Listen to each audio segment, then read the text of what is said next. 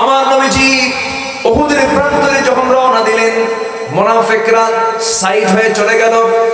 300 জন তারা মাইনাস হয়ে গেছে উহুদের প্রান্তরে। আমার নবীজির মাথায় সেদিন হেলমেট, হাতে তরবারি, হাতে বর্শা, ঘোড়ার পিঠে লৌহ বর্ম পড়া পরিয়ত মুহাম্মদ, সেনাপতি মুহাম্মদ সাল্লাল্লাহু আলাইহি ওয়াসাল্লাম নামাজ কায়েমের সংগ্রামে তিনি গেছেন, দিন কায়েমের সংগ্রামে গিয়েছেন। ঘোড়ার পিঠে বসে আছেন।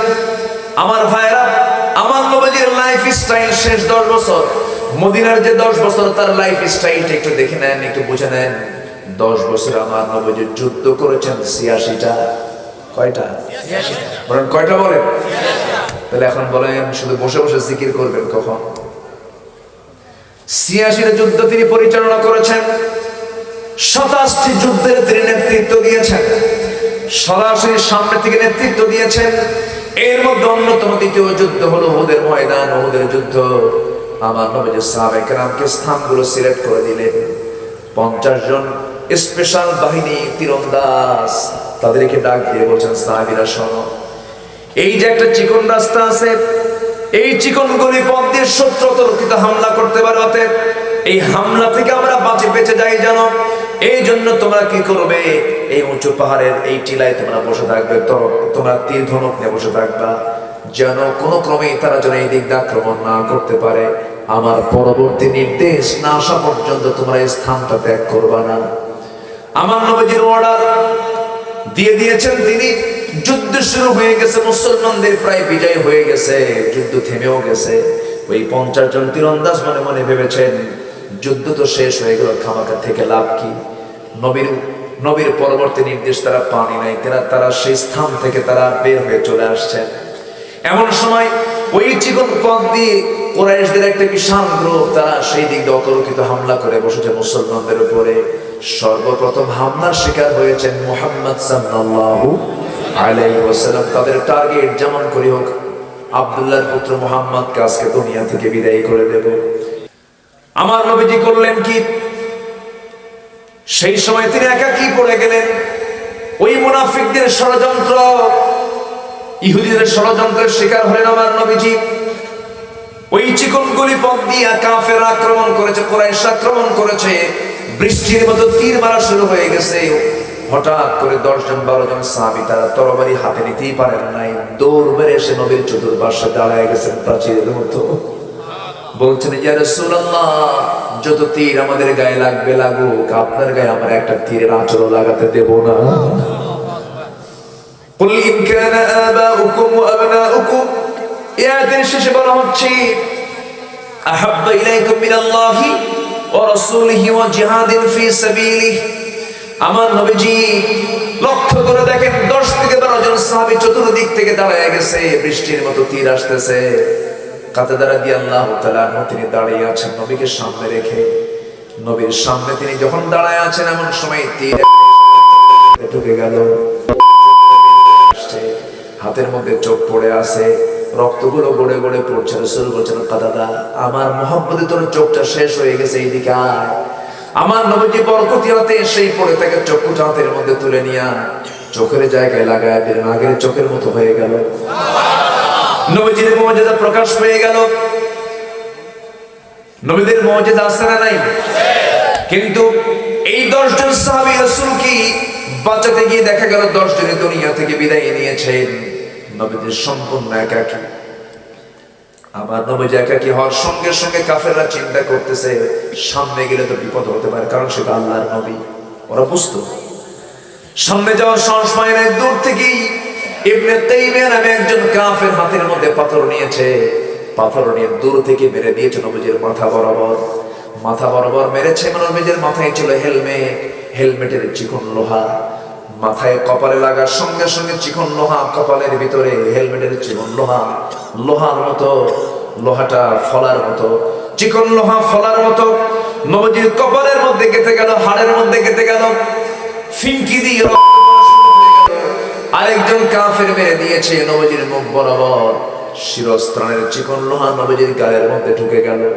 আরেকজন মেরে দিয়েছে নবীজির মুখ বরাবর, সামনের দুটো দাঁত ভেঙে ঝরে পড়ে গেল। আমার নবীজির একই মুখের মধ্যে 3টে ইনজুরি, নবীজির মাথা চক্কর মেরে জমিনে পড়ে গেলেন। থোকা থোকা রক্ত জমিনে পড়ে আছে, নবীজি উপর হয়ে পড়ে আছেন। কাফের মুশরিকরা চিৎকার করে বলতেছে, কুতিলা মুহাম্মদ, কুতিলা মুহাম্মদ, মুহাম্মদ নিহত, মুহাম্মদ নিহত। ওমরের কানে সংবাদ চলে গেছে, ওমরে ফারুক রাদিয়াল্লাহু তাআলা চিৎকার মেরে আল্লাহু আকবার বলে বলছেন, যে দুনিয়ায় রাসূল নাই সেই দুনিয়া ওমর থাকবে না। কিন্তু বিচক্ষণ সাহাবী সাইয়েদনা আলী মনে মনে চিন্তা করছেন, না না, রাসূল তো মারা যেতে পারেন না, রাসূল কোথাও কোথাও আছেন মনে হয়। তন্ন তন্ন করে খুঁজে খুঁজে বের করতে করতে গিয়ে দেখেন আমার নবীজি চিত হয়ে তিনি রক্তাক্ত দেহে পড়ে আছেন একটা গর্তের মধ্যে। সাইয়েদনা আলী সেই জায়গায় সামনে গিয়ে দাঁড়িয়ে চোখের পানি আটকাতে না পেরে চিৎকার মেরে মেরে বলছেন, ইয়া রাসূলুল্লাহ, ওই কুরাইশদের জন্য আপনি লানত করুন। আমার নবীজি বলছেন, ওরে আলী, তুমি আমাকে যা বলতে বলছো আমি তা বলবো না, তবে একটা করে জেনে রেখে দিও আলী, আমার দেহ থেকে যখন দিন কায়েমের জন্য, নামাজ কায়েমের জন্য যখন আমার দেহ থেকে রক্ত ঝরেছে, জমিনে রক্ত স্পর্শ করেছে, আলী বেশি দিন দূরে নয়, এই জমিনেই দেখতে পাবে আল্লাহর দিন কায়েম হয়ে গেছে। জোরে বলি সুবহানাল্লাহ।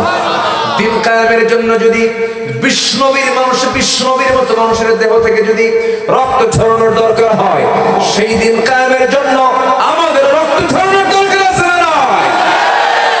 উহুদের ময়দানে সবচেয়ে বেশি রক্তাক্ত হয়েছেন মুহাম্মদ সাল্লাল্লাহু আলাইহি ওয়াসাল্লাম।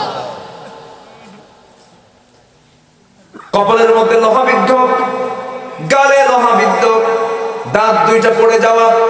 আমার নবীজির পাশে কেউ নাই, সাইয়েদনা আলী তাকে কোলের মধ্যে করে নিয়া উহুদ পাহাড়ের একটা উঁচু জায়গায় তাকে শোয়ায় রেখেছেন। উবাইদা একজন পাগল সাহাবী, উবাইদা, আরে উবাইদা রাদিয়াল্লাহু তাআলা নবীর পাশে বসে আছেন, ডুকরে ডুকরে কাঁদতেছেন। নবীজির কপালের লোহা দেখি কান্নায় ভেঙে পড়েছেন উবাইদা। আমার নবীজির সেই লোহাটা হাত দিয়ে নাড়তেছেন, লোহা বের হয় না। লোহা বের করবেন কেমনে, কেমনে বের করবেন, পেরেশান হয়ে যাচ্ছে। হাত দিয়ে টান মারলে নবীজির মুখ থেকে উআ আওয়াজ বের হয়। আমার নবীজির সেই লোহাটা বের করার জন্য দাঁতটা লাগায় দিলেন। নিজের দাঁতের কথা চিন্তা না করে জোরে একখান টান মারলেন, সামনের দুটো দাঁত ভেঙে পড়ে গেছে। রাসূল বলছেন, উবাইদারে আস্তে টান দিলে তো তোমার দাঁত ভাঙতো না। উবাইদা বলছেন, হুজুর দাঁত কেন, কলিজা বের করে দেব, আমার কষ্ট হবে না। যেরকম সুবহানাল্লাহ। নবীজির গালের লোহা টান দিলেন, টান দেওয়ার সঙ্গে সঙ্গে ফিনকি দিয়ে রক্ত পড়া শুরু হলো। সেই রক্তগুলো উবাইদা দুই হাতের অঞ্জলি দিয়ে রক্তগুলোকে হাতের মধ্যে নিয়ে রাসূলকে না দেখায়া, রক্ত তো পান করার জিনিস নয়, কিন্তু পবিত্র দেহের পবিত্র রক্ত কোথায় ফেলবেন তিনি? রক্তগুলো নিয়ে রাসূলকে না জানায়া চুষে চুষে তিনি পান করছেন। রাসূল দেখে ফেলে বলছেন, উবাইদা তুমি কি করো? হুজুর রক্ত ফেলার জায়গা পাই নাই, খায় ফেলছি।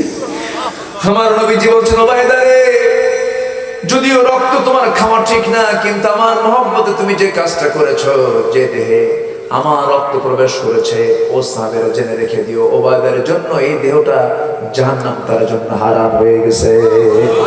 যেরকম সুবহানাল্লাহ।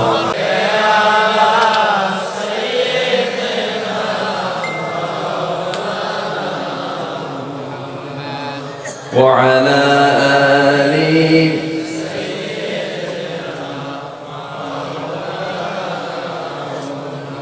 সবাই বলুন, বালাগাল উলা বিকামালিহি কাশাফাত তুজা বিজামালিহি হাসনাত জামিউ খিসালিহি।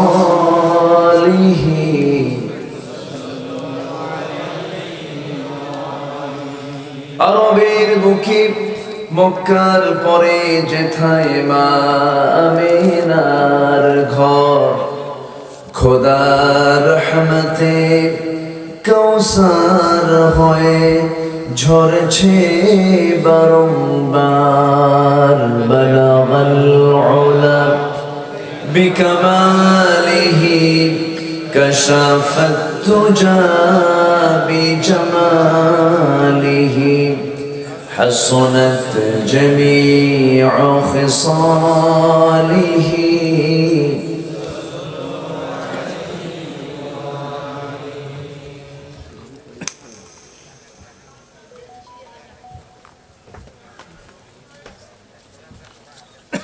কুমিল্লা জেলার সদর উপজেলার সফর বিবি দারুল কোরআন হাফিজি মাদ্রাসা ও যুব সমাজ মাহফিল ইন্তেজামি কমিটি কর্তৃক আয়োজিত দশম বার্ষিকী তাফসীরুল কোরআন মাহফিল দুদিন ব্যাপী আজকের এই সমাপনী দিবসের সম্মানিত সুযোগ্য সভাপতি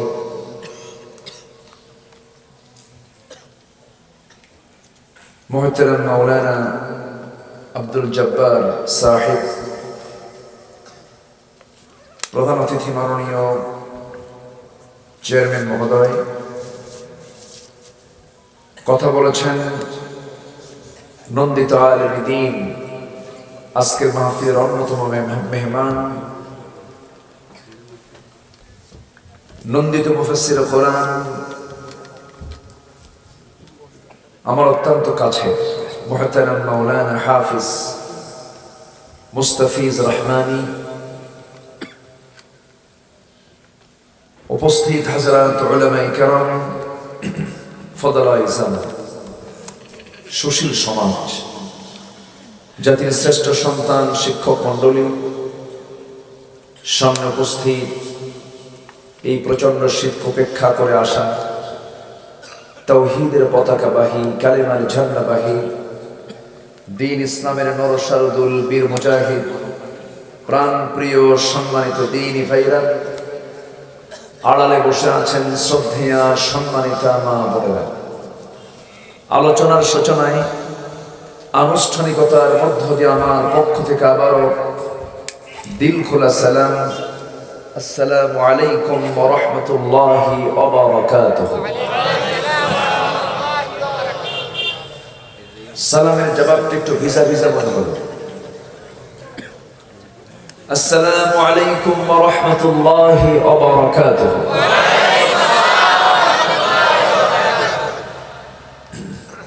সবাই কেমন আছেন? আমাকে প্রশ্ন করলেন, আল্লাহ তাআলা আমাকে আপনার কাতারেই রেখেছেন, আলহামদুলিল্লাহ। সারাদিনের সকল কাজকর্মের ইতি টেনে আমরা এই শীতের রাতে ধীরে ধীরে আমরা যে সময় কম্বলের নিচে যাব, আরামের বিছানায় যাব, ঠিক সেই সময় আমরা বসে আছি ঠান্ডা মাটিতে, কোরআনের টানে, জান্নাতের বাগানে। যিনি আসার বসার তৌফিক দিলেন সেই মহান রবের শানে বলছি আলহামদুলিল্লাহ। সবাই বলছে আল্লাহুম্মা ইন্নী আসআলুকা আল হুদা ওয়াত তুকা ওয়াল আফাফা ওয়াল গিনা। সবাই বলি আল্লাহুম্মা লাকা আসলামতু ওয়া বিকা আমানতু ওয়া আলাইকা তাওয়াক্কালতু ওয়া ইলাইকা আনাবতু ওয়া বিকা খাসামতু। সবাই বলি সুবহানাল্লাহি আদাদা খালকিহি ওয়া রিদা নাফসিহি ওয়া জিনাতা আরশিহি ওয়া মিদাদা কালিমাতিহি। আল্লাহু আকবার কাবীরা ওয়ালহামদুলিল্লাহি কাসীরা সুবহানাল্লাহ বুকরাতান ওয়া আসীলা। আমরা আল্লাহ তাআলার শুকর আদায় করে নিলাম। গতকালকে আমার অত্যন্ত প্রিয় ভাই মুহাদ্দিস আবু নাসর আশরাফি হাফিজাহুল্লাহ তিনি কথা বলেছেন। আমার প্রিয় ভাই আব্দুল কাইয়ুম মিয়াজি ভাই কথা বলেছেন। শেষ ক্লাসে আমার এই এলেম শূন্য একজন, আমি একজন মানুষ, তেমন এলেম কালাম নাই, মানুষ ডাকে আমি আসি, কিছু কথা বলতে এসেছি। তবে আমার ব্যক্তিগত মস্তিষ্ক প্রসূত কোনো কথা নয়। আল্লাহ তাআলা যা বলে দিয়েছেন কোরআনে, সে কোরআনকে সামনে রেখে কিছু কথা বলতে চাচ্ছি। সবাই শুনতে রাজি আছে তো ইনশাআল্লাহ? আরেকটু আগে উঠলে ভালো হতো, আমারই আসতে বিলম্ব হয়েছে আজকে। প্রচন্ড কুয়াশা রাস্তায়, এখনই কুয়াশা পড়া শুরু হয়ে গেছে। এই প্রতিকূল আবহাওয়ার মাঝে এখানে যারা হাজির হয়েছেন, আমি মনে করি এক একজন বড় বীর মুজাহিদের ভূমিকা পালন করেছেন। আলহামদুলিল্লাহ।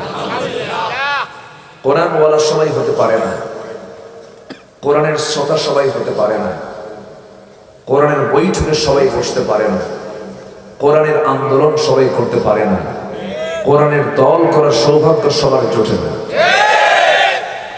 এটার জন্য নসিব লাগে। কার রহমত লাগে? আসতে বলবে না, কার রহমত লাগে? এই জন্য তো আমরা বলি ইহদিনাস সিরাতাল মুস্তাকিম। আমরা যে কিতাব থেকে কথা বলবো, এই কিতাব নাজিল করেছেন কে? কাদের জন্য নাজিল করেছেন? জিন্দা লোকের জন্য না মুর্দা লোকের জন্য? হ্যাঁ, লিয়ুনযিরা মান কানা হাইয়া। জিন্দা লোকের জন্য আল্লাহ তাআলা কোরআনটা নাজিল করেছেন।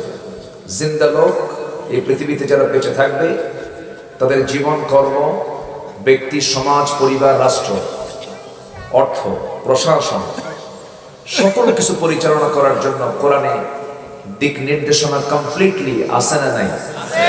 আছে। আল্লাহ তাআলা সব এর মধ্যে বলে দিয়েছেন। এমন কোন সাবজেক্ট বাদ পড়েছে, এমন কোন সাবজেক্ট নাই এটা বাদ পড়েছে কোরআনে।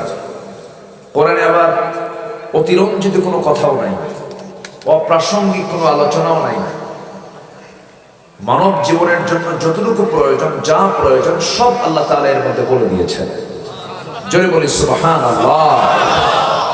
এত বড় মজবুত একটা কিতাব আমার আপনার সামনে থাকার পরেও আমরা মুসলমান গোটা পৃথিবীতে মর্যাদার আসনে আছি, সম্মানের সাথে আছি, নির্যাতিত, নিপীড়িত, শাসিত, শোষিত, বঞ্চিত গোটা পৃথিবীতে একটা জাতিকে, যে জাতিকে পৃথিবীর সকল জাতি মানে। আপনি কাশ্মীরে যান, হিন্দু ভাইরা মানে, আরাকানে যান, বৌদ্ধরা মানে, চীনে যান, উইঘুরে, চীনায় বৌদ্ধরা মানে, ফিলিস্তিনে যান, ইহুদিরা মানে। এরকম করে ইরাকে 7.5 লক্ষ মুসলমানকে মারলো খ্রিস্টানরা। এরকম করে প্রত্যেকটা জাতি মুসলমানকে টার্গেট করে মারে। মুসলমান মার খাচ্ছে, নির্যাতিত হচ্ছে, নির্যাতনের শিকার হচ্ছে, বঞ্চিত হচ্ছে। কেন? এই সিচুয়েশনটা কেন হলো? এটা তো ছিল না। রোম কাদের হাতে ছিল? পারস্য কাদের হাতে ছিল? সব তো মুসলমান শাসন করেছে। কিন্তু আজকে মুসলমান কেন এই সিচুয়েশনে, এই অবস্থায় কেন আসলো? আল্লাহ তাআলা তার ফলাফল কোরআনে কারীমে সুন্দর করে দিয়েছেন। কোরআনটাকে আমরা মানি, কিন্তু আমাদের মন মতো মানি। কোরআনকে মানতে হবে কার নিয়মে? আসতে বলবেন না, কার নিয়মে? আল্লাহর নিয়মে। কোরআনকে মানার কন্ডিশন হলো, কোরআনকে আংশিক মানা যাবে না, অর্ধেক মানা যাবে না, পুরোটাই মানতে হবে। আল্লাহ রাব্বুল আলামিন সুন্দর করে বলছেন, আফাতুমিনুনা বিবা'দিল কিতাবি ওয়া তাকফুরুনা বিবা'দ। তুমি কিতাবের কিছু অংশ মানবে, কিছু অংশ মানবে না। তা হবে না, তা হবে না। যদি এমনটাই করে ফেলো, আল্লাহ তার ফলাফল দিয়ে দিচ্ছেন কি হবে। এরকম করে মানলে কি হবে? ইল্লা খিজিয়ুন ফিল হায়াতিদ দুনিয়া। দুনিয়ার জিন্দেগিতে তোমরা লাঞ্ছিত হবে, অপমানিত হবে, বঞ্চিত হয়ে যাবে, ঘৃণিত হয়ে যাবে। তোমার জীবনে লাঞ্ছনা চলে আসবে। শুধু দুনিয়াতেই নয়, কোরআন আংশিক মানার কারণে তোমার কি হবে আখিরাতে? ওহুয়া ফিল আখিরাতি মিনাল খাসিরিন। আখিরাতের জিন্দেগিতে ক্ষতিগ্রস্তদের তুমি অন্তর্ভুক্ত হয়ে যাবে। তাহলে বোঝা গেল, এই গোটা দুনিয়া জুড়ে মুসলমানদের যে এই অবস্থা সৃষ্টি হয়েছে, মুসলমানরা আজকে অধঃপতনের অতল গহ্বরে পৌঁছে গেছে। আল্লামা ইকবাল কমন একটা কবিতা বলেছেন, যা আমাদের সবার কমন শুনেছি আমরা, খুব পরিচিত একটা লাইন দিয়ে তিনি বিষয়টা ক্লিয়ার করে দিয়েছেন। ও জামানে মে মুআজ্জাজ থে হাম মুসলমান হোকর और तुम खारे हुए तारिকে কুরআন হোকর। সেই যুগের মানুষেরা কোরআন কারীমকে তাজিম করার কারণে, কোরআন কারীমকে মানার কারণে মর্যাদার সম্মানের উচ্চাসনে সমাসীন হয়েছিল। আজকের মুসলমান কোরআনটাকে না মানার কারণে গোটা পৃথিবীতে লাঞ্ছিত, বঞ্চিত, ঘৃণিত জাতিতে রূপ নিয়েছে। এটাই হলো আমাদের সবচেয়ে বড় ব্যর্থতা। আজকে মুসলমান জাতীয়তাবাদকে বিশ্বাস করে, আজকে মুসলমান ধর্ম নিরপেক্ষ মতবাদকে বিশ্বাস করে, আজকে মুসলমান মানুষের তৈরি করা আইনকে বিশ্বাস করে। মূল ফান্ডামেন্টাল দিকটাই তো আমরা ক্লিয়ার করতে পারিনি। আমি যদি ইমানদার হই, আমার সংবিধান হবে ইসলাম না ইসলাম ছাড়া? জোরে বলুন, ইসলাম না ইসলাম ছাড়া? ইসলাম যার আছে সে মুসলিম, ইসলাম যার নাই সে মুসলিম হতে পারে না। আল্লাহ রাব্বুল আলামিন বিষয়টাও ক্লিয়ার করে জানিয়ে দিয়েছেন আরেকটা জায়গায়। যারা পারেন ঠোঁট মিলিয়ে বলুন, وَمَن يَبْتَغِ غَيْرَ الْإِسْلَامِ دِينًا فَلَن يُقْبَلَ مِنْهُ وَهُوَ فِي الْآخِرَةِ مِنَ الْخَاسِرِينَ।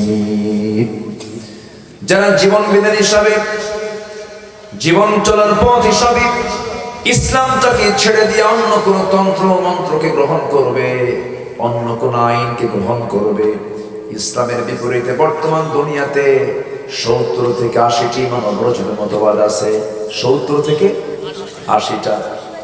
এগুলো মানুষ রচনা করেছে, মানুষের তৈরি করা। এটা যেরকম রাশিয়ার একটা সমাজতন্ত্র আছে, এরকম করে গোটা পৃথিবীর বিভিন্ন জায়গায় পুঁজিবাদী সভ্যতা আমেরিকায় আছে, পুঁজিবাদ, সমাজতন্ত্র।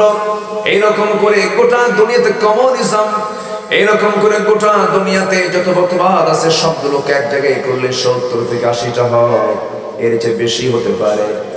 যদি কোনো বান্দা ইসলামটাকে ছেড়ে দিয়ে অন্য কোন আইনের দিকে দৌড়ায়, আল্লাহ বলছেন তার কোন আমল কবুল করব না। নামাজ পড়ে পড়ে কপাল কালো বানায় ফেলেছে, হজ করে করে বিশাল খেতাব নিয়েছে, দান করে করে দানবীরের খেতাব নিয়েছে, ইসলামটাকে জীবনের একমাত্র সংবিধান হিসেবে গ্রহণ না করার কারণে আমি তার কোন আমল আমার দরবারে আমি মঞ্জুর করব না। কার কথা? আসতে বলবেন না, কার কথা? তাহলে আমাদের মূল ঠিক করার দরকার আছে না? এই দিকে লক্ষ্য করে আল্লাহ রাব্বুল আলামিন সূরাতুল বাকারার 177 নম্বর আয়াতে সুন্দর করে জানিয়ে দিন, সাফ সাফ জানিয়ে দিচ্ছেন।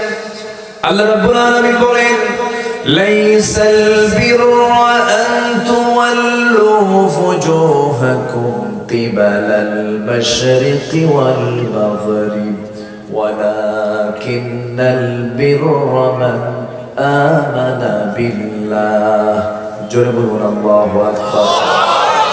কোন পূর্ণতা নাই, তুমি তোমার চেহারাকে কিবলামুখী করেছো পূর্ব অথবা পশ্চিম দিকে। আসল সফলতা এই জায়গায় নয় ঠাকঠুক মেরে কয়েকটা সেজদা দিবা, টাকা সাবাস করে আসবা। আল্লাহর আইনকে, আল্লাহর বিধানকে তুমি তোমার জীবনের সকল জায়গায় মানবা না, ওই নামাজ তোমাকে জান্নাতে নেবে না। কারণ আমার নবীর পেছনে ইক্তেদাও করেছে অনেক মুনাফিক, তাদের নামাজ তাদেরকে জাহান্নামে নিয়ে গেছে। কেন? ওই মুনাফিকরা নবীর পিছনে নামাজ পড়তো আর আবু জেহেলের নেতৃত্ব মানত। কার নেতৃত্ব মানত? আবু জেহেল। আমার বন্ধুগণ, কেন আবু জেহেলের কথা বললাম? আবু জেহেলের মূলনীতিতে ছিল হলো সুদ, মদ, জেনা, ব্যভিচার। এগুলো মনে হয় আমার দেশে এখন নাই। আসতে বলবেন না, আছে না নাই? সুদের পরিমাণ আগের চাইতে কমছে না বাড়ছে? মদের বোতলের সংখ্যা কমেছে না বেড়েছে? জেনার পরিমাণ কমছে না বাড়ছে? আজকে সমাজে যে জেনা কঠিন না বিয়ে কঠিন? বিয়ে কঠিন, জেনা সহজ। এটা কি ইসলামী সমাজের বৈশিষ্ট্য হবে? হতে পারে?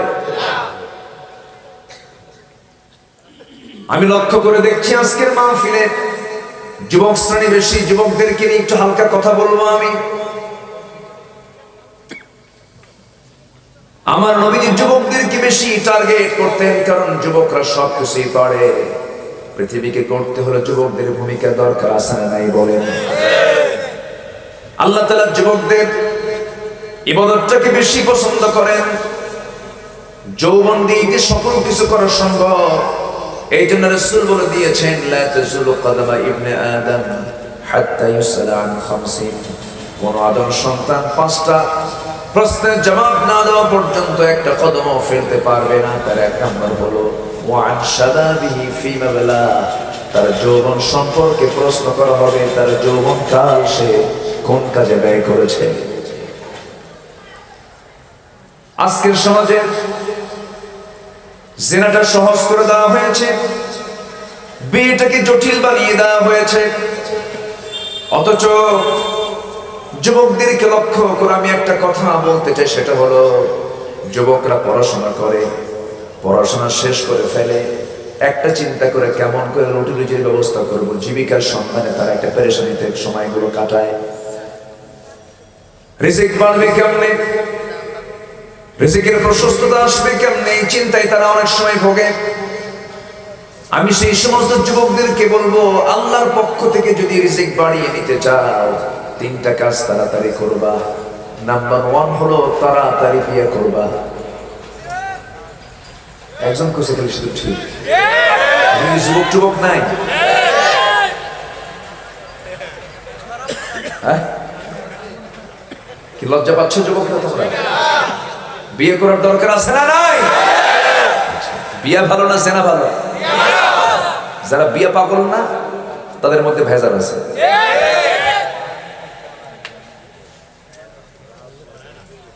যারা বিয়ে পাগল হবে না তাদের মধ্যে সমস্যা আছে, কারণ যৌবন আল্লাহ তাআলা দিয়েছেন, যৌবনটাকে সঠিকভাবে ব্যবহার করার জন্য হুকুম দিয়েছেন কে? আসতে বলবেন না, কে দিয়েছেন? রিজিক বাড়ানোর জন্য 1 নাম্বার কাজ কি করা? বিয়ে করা। আবার বুড়ো চাচা উপায় বিয়ে করা। আমি তো যুবকদেরকে বলতেছি, বুড়ো চাচা তো বিয়ে করিয়ে ফেলছে, ও আরেকটা বাড়াবে নাকি? আচ্ছা, কষ্ট পাচ্ছেন নাকি আপনারা? আল্লাহ তাআলা তো এই অর্ডারও দিয়েছেন, ফানকিহু মা তাবা লাকুম মিনান নিসা মাসনা ওয়া সুলাসা ওয়া রুবা'। কার কথা? আল্লাহর কথা। ওয়ালা তাকরাবুজ জিনা, জিনার নিকটে যেও না। কার কথা? বিয়ে করো। কার কথা? আল্লাহর কথা। ফানকিহু, বিয়ে করে নাও, তোমার রিজিক বেড়ে যাবে। অনেকে বলে, হুজুর কিছুই নাই, কেমনে বিয়ে করবো আমি? একটু গুছায় নেই, গুছায় না পর্যন্ত একটু গুছায় নেই, এরপরে বিয়ে করবো আমি। গুছিয়ে নিয়ে তোমার কোনোদিন বিয়ে করা হবে না যুবক, বিয়ে করে গোছায় নিতে হবে। মাছ মারতে গেছেন আপনি, মাছ জাল ধরা মাছ তুলেছেন, কিন্তু মাছ যে রাখবেন যে পাত্রে, তাকে এলাকায় কি বলে? ডোলা। মাছ ধরেছেন, অনেকগুলো মাছ আপনি জালে ধরা পড়েছে, আপনি মাছগুলো তুলে নিলেন, কিন্তু যে ডোলায় রাখবেন, ডোলার তলা নাই, কি নাই? মাছ থাকবে নাকি? তেমনি পরিবারের সমস্ত রিজিক আল্লাহ তাআলা আপনাকে যা দিবেন, এটা তলা হলো বউ। কেউ তো একটু আলহামদুলিল্লাহ করবে।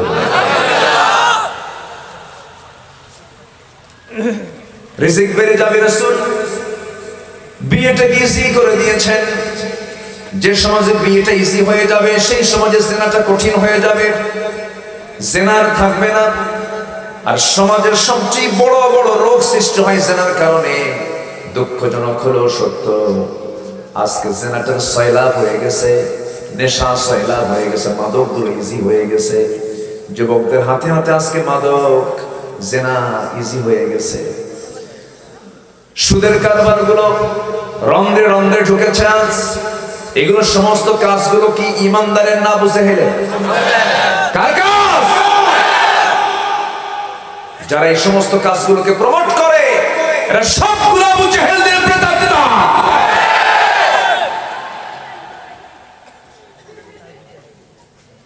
এগুলো বন্ধ হবে, ওয়াজ করে বন্ধ হবে না। এগুলো কি ওয়াজ করে বন্ধ হবে? কি সমস্যা কি? ও পিছনে বাচ্চা, ও বাচ্চারা তো করবে, ওরা একটু খেয়াল রাখেন। ওরা জুমার নামাজ পড়ে দেখেন না, জুমার দিন কি করে? শেষ কাতারে দাঁড়ায়, একজন সেজদায় যায়, পিছনে একজন গুতা মারে, আছে না? তবু ধমক দেওয়া যাবে না, কখনো না। কোন বাচ্চাকে ধমক দিবেন, রাসূলুল্লাহর কড়া হাদিস, ফালাইসা মিন্না, সে আমার কেউ না। বাচ্চাদেরকে এক সেকেন্ডের জন্য ধমক দেওয়া যাবে না। ওদের তো কোনো গুনাই নাই। ওদের কোনো গুনাহ আছে নাকি? ওদের কোনো ফাউল আছে? কোনো ফাউল টাউল নেই।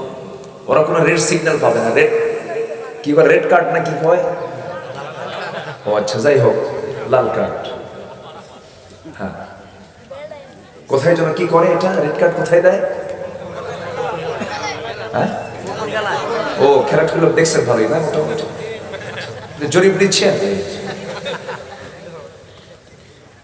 কি চলে গেল, ওরে বাপরে বাপ। ফজর নামাজ পড়ে না, কিন্তু 3টার দিকে উঠে খেলা দেখে। আছে না নাই? বলেন আছে না নাই? এ লক্ষণ কি ভালো? এগুলো হচ্ছে কালচারাল ওয়ার চলছে গোটা দুনিয়াতে। এটা পশ্চিমাদের গেম। এগুলো চিন্তা করেন, কোথায় আর্জেন্টিনা আর কোথায় বাংলাদেশ? সেই দেশে একজন খেলোয়াড়ের জার্সি 10 নম্বর মোবাইলে খুঁজে পাওয়া যায়। আছে না নাই? আছে না নাই? ওরা সংস্কৃতিতে কি হবে বিজয়, ওরা তারা তাদের বিজয়টা ছিনিয়ে নিয়েছে। এগুলো কালচারাল ওয়ার, সাংস্কৃতিক যুদ্ধ। যে কাজ আমার নামাজকে ব্যাহত করে, যে কাজ সময়কে নষ্ট করে, যে খেলা আমার সময়কে নষ্ট করে দিচ্ছে, সেই কাজে কি ইমানদার কখনো সময় দিতে পারে? পৃথিবীতে সবচেয়ে মূল্যবান জিনিস হলো সময়, টাইম। সময়কে কখনো নষ্ট করা যাবে না। আল্লাহ তুমি সবাইকে সময় মূল্য দেওয়ার তৌফিক দাও, আমিন। জোরে বলি আমিন।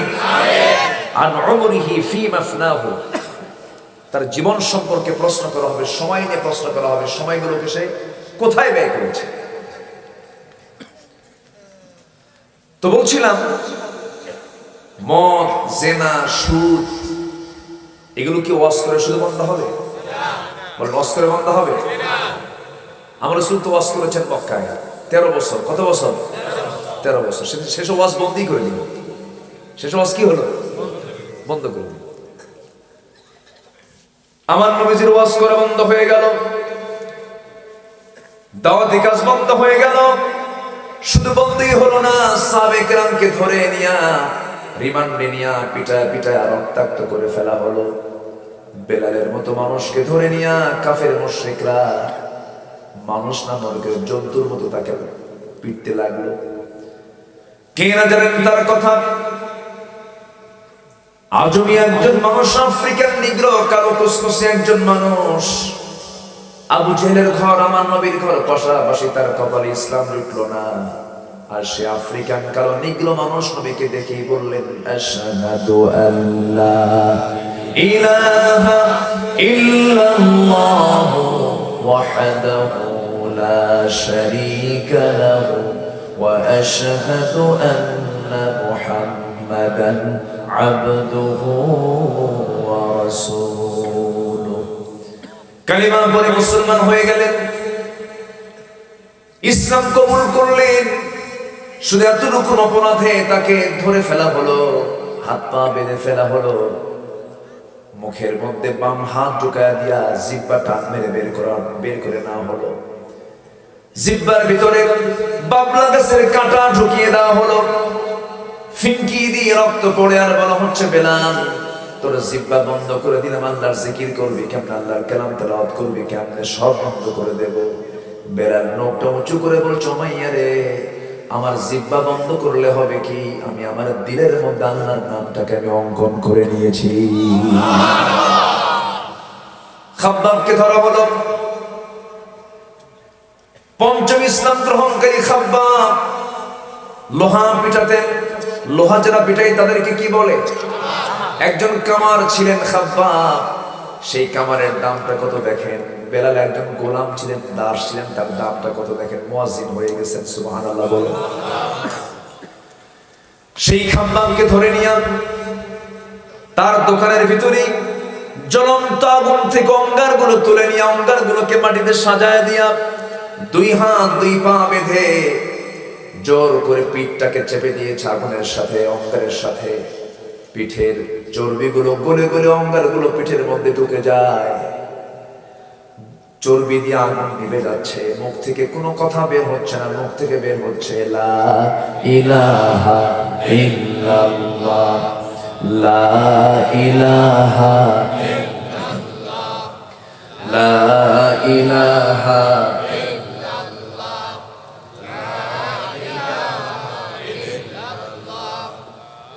লা ইলাহা ইল্লাল্লাহ মুহাম্মাদুর রাসূলুল্লাহ সাল্লাল্লাহু আলাইহি ওয়াসাল্লাম। আমার ভাইয়েরা, ওমর ফারুক রাদিয়াল্লাহু তাআলা একদিন সেই খাব্বাব কামার লোহা পিটায় জীবিকা নির্বাহ করতেন। সেই খাব্বাবের পিঠে হাত দিলেন। একদিন পিঠে হাত দিতে নিয়ে তার নখ একটা গোটাল ঢুকে গেছে পিঠের ভিতরে, গর্তের মধ্যে।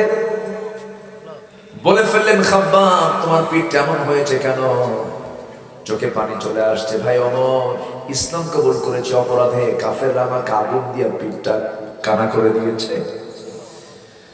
ব্যাখ্যায় পাওয়া যায় তার নাতিপুতিরা যখন খেলতো তার সাথে, ওই গর্তের মধ্যে খেজুরগুলো ঢুকায় ঢুকায় রাখতো। এত কষ্ট কাফেররা তাদেরকে দিয়েছে, কুরাইশরা মুসলমানকে দিয়েছে, সাহাবে কেরামকে দিয়েছে। মক্কায় মুসলমান মার খেয়েছেন, মার খাওয়া সুন্নাত। আর মদিনার মুসলমান, মদিনা আসার পরে মুসলমান মার খাইছে না মার দিছে? বলে মারছে। মার খেয়েছে মক্কায়, মার দিয়েছে মদিনায়। মায়ের খাওয়া সুন্নাত, মার দেওয়া সুন্নাত। শুধু মায়ের খাবো নাকি? শুধু মায়ের খাবো? মার দিতে হবে। রাজি আছেন তো? সবাই রাজি আছেন তো? ইকো দরকার নাই, ইকো খুব কম। আল্লাহ রাব্বুল আলামিন বলেন, ওয়াল্লাযীনা আমানু ইউকাতিলুনা ফি সাবিলিল্লাহ ওয়াল্লাযীনা কাফারু ইউকাতিলুনা ফি সাবিলিত তাগুত। ঈমানদার যারা আল্লাহর পথে তারা লড়াই করে, তারা মায়ের খায়, তারা মারে। ঈমানদার শুধু মার খাবে না, মায়েরও দিতে হবে। কার হুকুম এটা? কার হুকুম? আবু জেহেলের মদ, জেনা, সুদের কারবার সমাজে চলবে আর আমি শুধু নামাজ পড়বো, এটা হতে পারে না। নামাজ পড়ে এটার জন্য আমি নাজাত পাবো না। সমাজ থেকে সমস্ত আবু জেহেলের কথাগুলো উৎখাত করার দরকার আমাদের আছে না নাই? এর জন্য কাজ করতে বলেছেন কে? অনেকে বলে একামতের দিন কি? একামতের দিন নাকি বোঝে না, কোরআন বোঝে, হাদিস বোঝে, একামতের দিন বোঝে না। বড় শয়তান ভরসদের পেছনে আছে না নাই? আমার বন্ধুগণ, আল্লাহ তাআলা স্পষ্ট করে সূরা বাকারার 177 নম্বর আয়াতে বলেছেন, বান্দারে শুধু ভাবতেছো যে আমি কিবলামুখী হয়ে গেলাম, নামাজ সিজদা দিয়ে দিলাম আর ভাবলাম আমি তো সব পেয়ে গেছি। না না, কিছুই তোমার হয় নাই।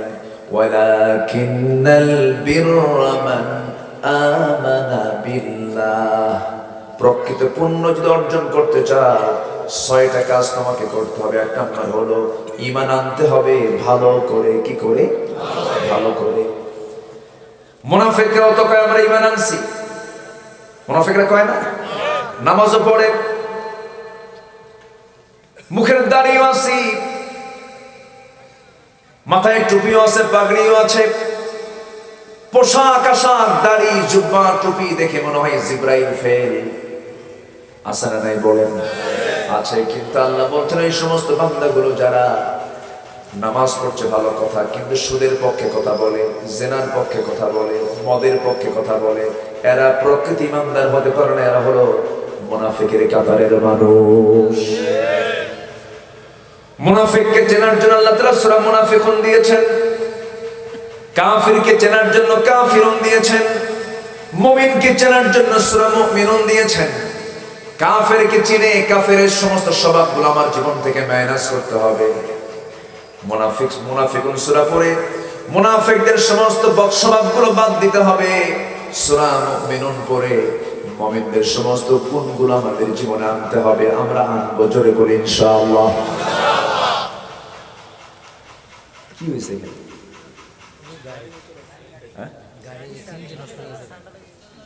ও ঠান্ডা লাগছে সিনজি?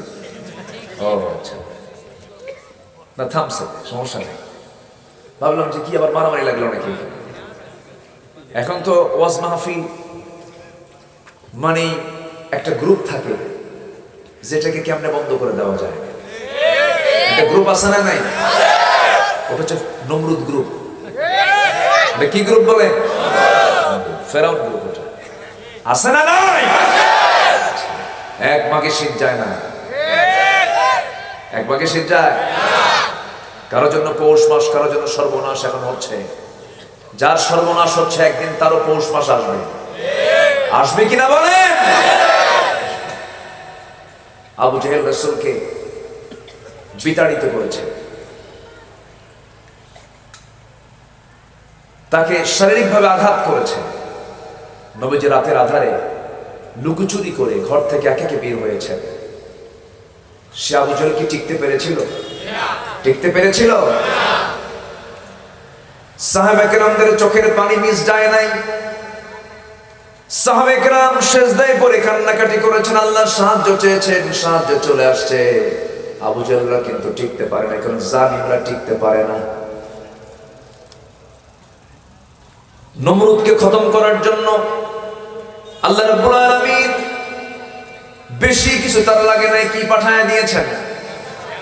কি পাঠায় দিয়েছেন বলেন? নেংড়া মশা পাঠায় দিয়েছেন। ও দুনিয়ার নমরুদরা, তোমরা নমরুদের ইতিহাস থেকে শিক্ষা নিয়ে নাও।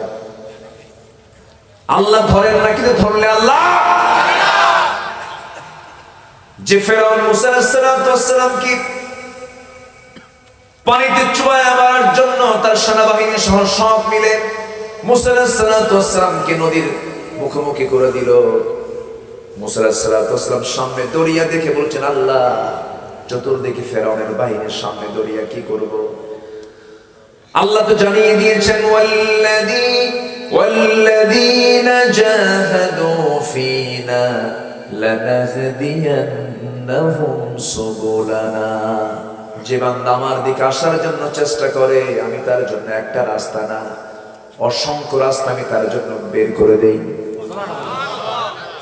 মুসা ওই দরিয়াতে বাড়ি মেরেছেন 12টা রাস্তা হয়ে গেছে।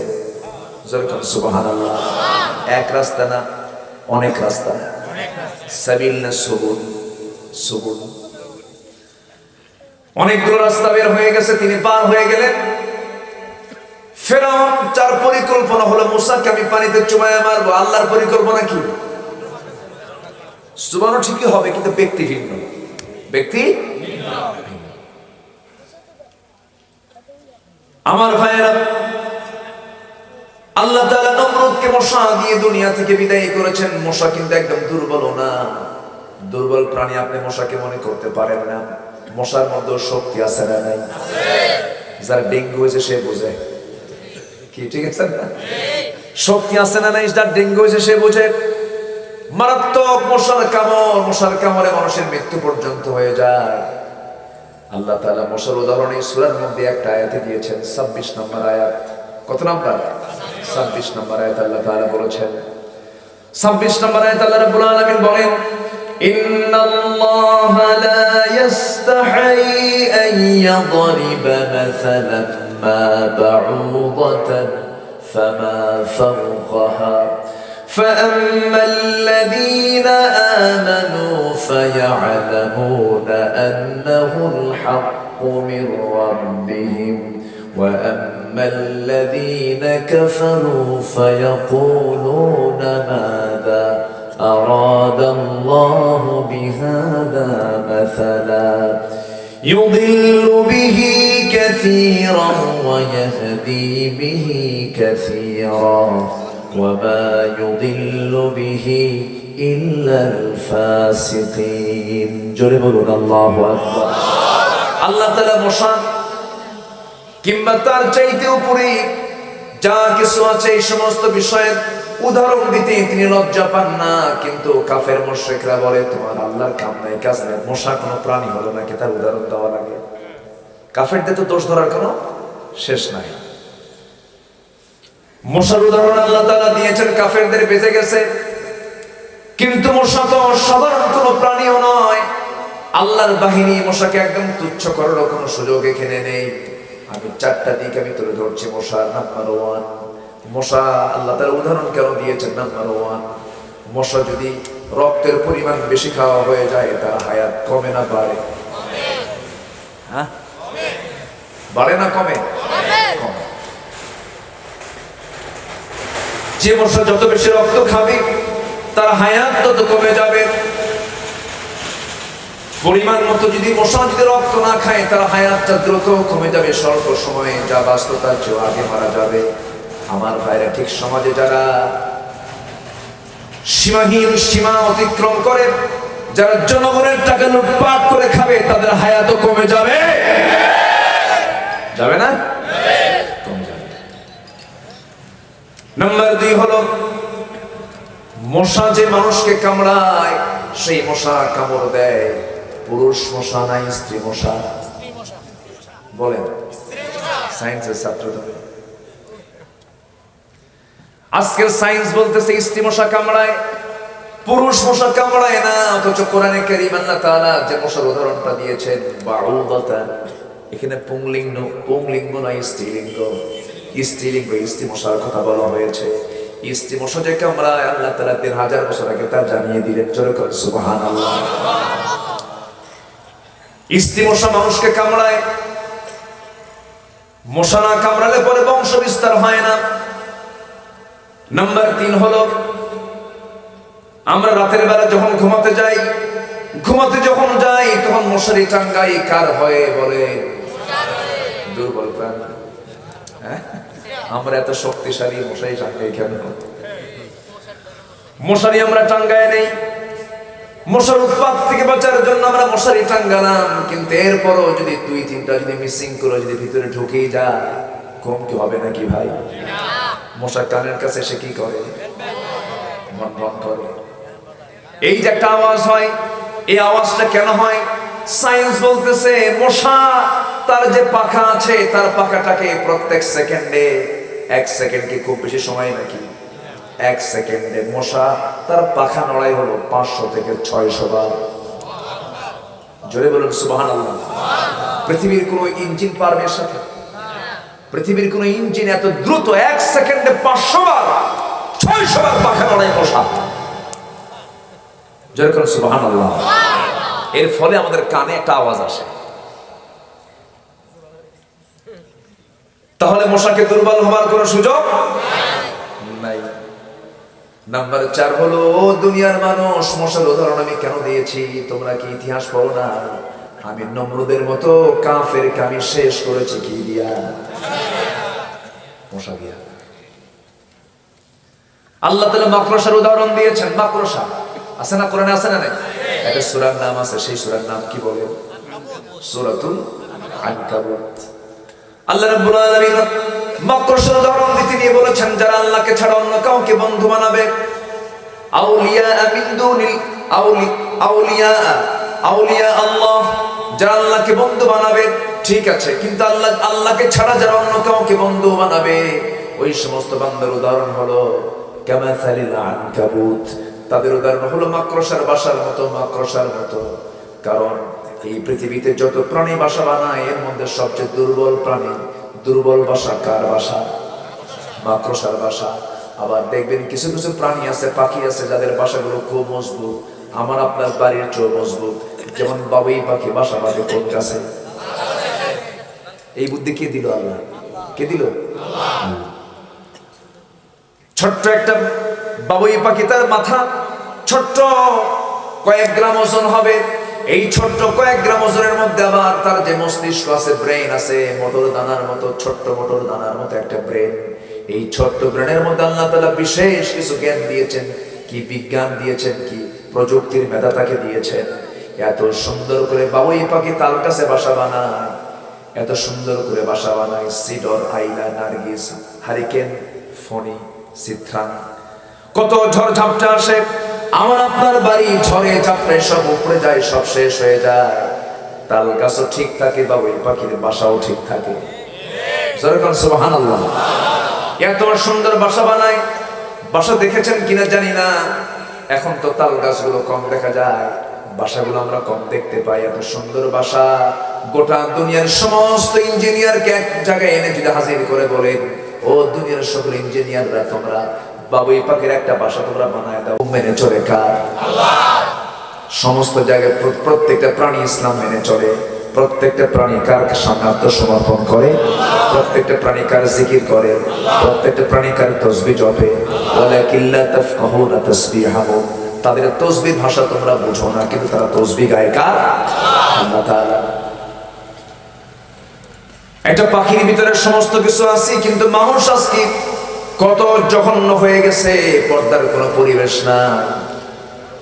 যে বউ পার্সোনাল জিনিস, সেই বউটাকে পাবলিক বানায় ফেলে, বইয়ের ছবি ফেসবুকে পোস্ট করে, আছে না নাই? এরকম কি আছে কুমিল্লায়? বউটাকে উলঙ্গ করে নিয়ে ছবিতে সুন্দর করে ছবি তুলে, ক্যামেরায় ছবি তুলে নিয়ে ফেসবুকে পোস্ট করে বলে, প্রিয় বন্ধুরা দেখো তো আমার বউটা কেমন, আসো জামাতের সাথে দেখি। কিসের সাথে? জামাতের সাথে। বউ কি পার্সোনাল না পাবলিক? তো আপনি পাবলিক করবেন কেন? জোরে বলি নাউযুবিল্লাহ, জোরে বলি নাউযুবিল্লাহ। আমার দেশের কথা কি বলি, আগে বাচ্চার মা হয়, এরপরে গায়ে হলুদ হয়, এরপরে বিয়ে হয়, আবার তালাক হয়, এরা হয় সেলিব্রিটি। ওই তো কথা, প্রত্যেকটা প্রাণী ইসলাম মেনে চলে, মানুষের মধ্যে সমস্যা আছে কিনা? কোন প্রাণীর মধ্যে কোনো গন্ডগোল নাই। একটু কান লাগান, মনোযোগ দিয়ে শুনি আমরা কথাগুলো। এক রাত পেয়েছি, সময় একটু বেশি পেলে ভালো হতো, সময় তো খুবই অল্প। 6টা কাজে আমরা সফল হব। আল্লাহ তাআলা বলেন 6টা কাজ তুমি করবা, 2টা সার্টিফিকেট আমি তোমাকে দেব। 1 নাম্বার সার্টিফিকেট হলো উলাইকাল্লাযীনা সাদাকু, আমি তোমাকে সিদ্দিক খেতাব দিয়ে দেব। ওয়া উলাইকা হুমুল মুত্তাকুন, আমি তোমাকে মুত্তাকির খেতাব দিয়ে দেব। সুবহানাল্লাহ। যদি কোনো বান্দা সিদ্দিক খেতাব পায় আর মুত্তাকির খেতাব পেয়ে যায়, সে জান্নাত না জাহান্নাম? জান্নাত। জান্নাতে চলে যাবে। আমার ভাইয়েরা একটু মনোযোগ দিয়ে শুনি আমরা। আল্লাহ তাআলা এই সূরার মধ্যে, এই আয়াতের মধ্যে কি বলছেন? আল্লাহ তাআলা বলেন 6টা কাজ তুমি করবা, আমি তোমাকে সিদ্দিক খেতাব দেব, মুত্তাকি খেতাব দিয়ে দেব। এর মধ্যে 1 নাম্বার হলো ওয়ালাকিন্নাল বিররা মান আমানা বিল্লাহ। প্রকৃত পূর্ণতা হলো 1 নাম্বার ঈমান আনতে হবে তোমার আল্লাহর উপরে। শুধু আল্লাহর উপরে মানলে ঈমান আনলে হবে না, আখিরাতকে বিশ্বাস করতে হবে, ফেরেশতাকে বিশ্বাস করতে হবে, কিতাবকে মানতে হবে, নবীকে মানতে হবে। আমি এর মধ্যে একটাকে মানবো না, কিতাবকে মানবো না। কোরআনকে বলা হয় নাকি মধ্যযুগীয় আইন। নাউজুবিল্লাহ বলবেন না? মধ্যযুগীয় আইন বলে ফেলে, এই আইন নাকি চলবে না। আজকের যুগের কি আইন আমরা করলাম, কি আইন আমরা মানলাম? দেশ স্বাধীন হয়েছে 1971 সালে, আজকে 2023 সাল চলে, 52 বছর। কয়েকদিন আগে জাতীয় পত্রিকায় দেখতে পেলাম 2000 মুক্তিযোদ্ধা তাদের মুক্তিযোদ্ধা ভাতা তুলেছে, তাদের বয়স হলো 52 বছর।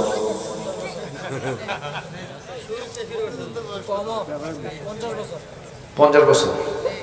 আচ্ছা, তাহলে যুদ্ধ হয়েছে 52 বছর আগে, আর 50 বছর মুক্তিযুদ্ধের ভাতা তুলতেছে। এটা আবার কোন যুগীয় আইন?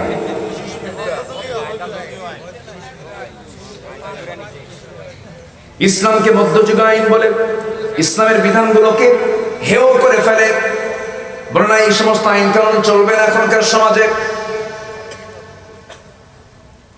এরপরে ক্লাসে কি শেখানো হয়? ক্লাসে শেখানো হচ্ছে কি আজকের সিলেবাসের অবস্থাগুলো কি? প্রত্যেকটা পৃষ্ঠার ভিতরে লেখার চাইতে ছবি বেশি, ঠিক কিনা? লেখার চাইতে ছবি বেশি। আমার বন্ধুগণ, এই সিচুয়েশন গুলো কেন হলো? ক্লাস 5 এর বাচ্চাদেরকে পড়ানো হচ্ছে যে বই তোমায় দেখায় ভয়, সেই বই কোনো বই নয়। যে বই দেখায় ভয় সেই বই কোনো বই নয়। মানে কোরআন জাহান্নামের ভয় দেখায়, কোরআন কোনো বই না। কোথায় যাচ্ছেন আপনি? আমার ভাইয়েরা, ফররুখ আহমেদের কবিতা বাদ দিয়া পৌত্তলিকতার কবিতাগুলো ঢোকানো হচ্ছে। বাচ্চাদেরকে দিন শেখানো থেকে বঞ্চিত রাখা হচ্ছে কেন? এগুলো তো করা ঠিক হবে না। আজকের সমাজের যুবকরা নষ্ট হয়ে যাচ্ছে। কেন নষ্ট হচ্ছে? আজ থেকে 10 বছর আগে এই দেশে শিক্ষার হার বেশি ছিল না কম ছিল? কম ছিল। আজকে শিক্ষার হার কমছে না বাড়ছে?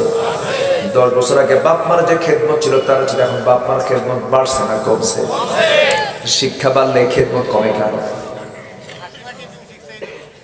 হাট্টিমা টিম টিম, তারা মাঠে পারে ডিম, তাদের খাড়া দুটো সেই তারা দেখছেন কি কোথাও? এই কবিতার কোনো ভিত্তি আছে? আস্তে, এই কবিতার কোনো ভিত্তি আছে? আকডুম বাগডুম কই ঘোড়া টিম আছে? বাবার হাত, দাদার হাতে কলম ছিল, ছুড়ে মেরেছে। কত বড় বেয়াদব, ঠিক কিনা বলে? এগুলো কোনো কবিতা? অথচ নজরুলের সেই কবিতাগুলো আজকে যদি পড়ানো হতো, সকালে উঠিয়া আমি মনে মনে বলি সারাদিন আমি যেন ভালো হয়ে চলি। আমার ভাইয়েরা, এই সমস্ত কবিতাগুলো আমরা বেশি করে সন্তানদের শেখাবো, জোরে বলি ইনশাআল্লাহ। বাচ্চারা ভালো হয়ে যাবে। বাচ্চাদের হাতে অত বইয়ের দরকার নাই। কেজির ওজন বেশি না সেরের ওজন বেশি? এই জন্য কেজি স্কুলে যারা পড়ে, ছোট্ট ছোট্ট বাচ্চারা, তাদের পিঠে যে ব্যাগের ওজন তার গায়ের ওজনের চাইতে বেশি, বাঁকা হয়ে যায়। এত বড় ব্যাগ, আমি এই ছোট মানুষ এত বড় ব্যাগ টানে কেন? বিশাল বড় ব্যাগ টেনে টেনে চলে যাচ্ছে স্কুলে। কেজি স্কুলে পড়তেছে, ভালো কথা, কিন্তু কোরআন তো শেখা হলো না। সকল সিলেবাস বন্ধ করে কোরআন নামক এই কিতাবটা দিয়ে দেন। আপনার সন্তান কিনে আপনার কোনো টেনশন করা লাগবে না। কোরআন আপনার সন্তানকে গাইড দিয়ে জান্নাতে নিয়ে যাবে। আমার ভাইয়েরা, আমার বন্ধুগণ, ইমানটাকে ঠিক রাখতে হবে। ইমানকে ধ্বংস করার ষড়যন্ত্র আছে না নাই? বলেন, আসতে বলবেন না, আছে না নাই? ইমানকে নষ্ট করা যাবে না, ইমানকে ধ্বংস করা যাবে না। ইমানকে যত্ন করতে হবে। ইমানের কিছু অসুখ হয়, ইমানের কিছু রোগ আছে না নাই? আমরা ওযু ভঙ্গের কারণ জানি। ওযু ভঙ্গের কারণ আছে না নাই? বলেন, কয়টা কারণ? কি সুন্দর করে বললেন। ওযু ভঙ্গের কারণ জানি আমরা, নামাজ ভঙ্গের কারণ জানি আমরা, ওযুর ফরজ কয়টি জানি, ওযুর সুন্নাত কয়টি জানি আমরা, কিন্তু ঈমান ভঙ্গের কারণ তো আমাদের সবার জানা নাই। ঈমান ভঙ্গের কারণ মোটামুটি 10টি। এর মধ্যে অন্যতম কারণ হলো যে বান্দা ঈমান এনে শিরক করবে, তার ঈমানটা থাকবে না, নষ্ট হবে, নষ্ট হয়ে যাবে। আল্লাহ রাব্বুল আলামিন বলেন, ওয়াল্লাযীনা আমানু ওয়া লাম ইয়ালবিসু ঈমানাহুম বিযুলমিন উলাইকা লাহুমুল আমনু ওয়া হুম মুহতাদুন। জোরে বলুন আল্লাহু আকবার। যারা ঈমান আনবে এবং ঈমানটা কি জুলুম দিয়ে আচ্ছাদন করবে না, শিরিক দিয়ে আচ্ছাদন করবে না, শিরিক দিয়ে তাকে ঢেকে নেবে না। শিরিক মুক্ত জুলুম মুক্ত যে বান্দা ঈমান আনবে তারাই তো নিরাপত্তা পেয়ে যাবে আল্লাহর কাছে। ওরাই হলো হেদায়েতপ্রাপ্ত হুম মুহতাদুন। কিন্তু আমার বন্ধুগণ, অনেক মুসলমানের পরিচয় দিল শিরকের গন্ধ আছে না নাই? আসতে বলবেন না, আছে না নাই? আমি কি আলোচনা শেষ করে দেব? দুই একজন করে যে ওঠে,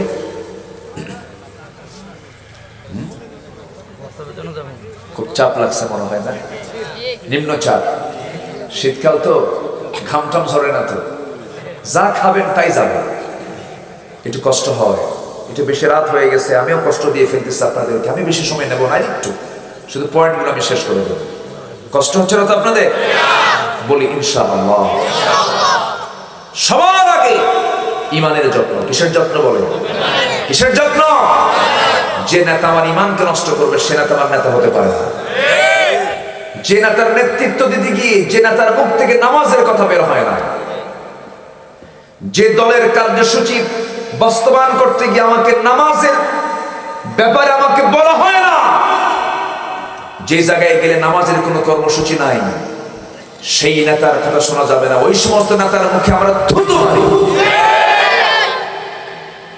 ঠিক কিনা? যে নেতা আমার জান্নাতের কাছে আসবে না সে নেতা কি আমার নেতা হতে পারে? আমার ভাইয়েরা, ইমানের যত্ন নিতে হবে। ইমান থেকে নষ্ট করা যাবে না। শিরিক মুক্ত রাখতে হবে, বেদাত মুক্ত রাখতে হবে, কুফর মুক্ত ইমানটাকে রাখতে হবে, ইমানটা ফ্রেশ রাখতে হবে।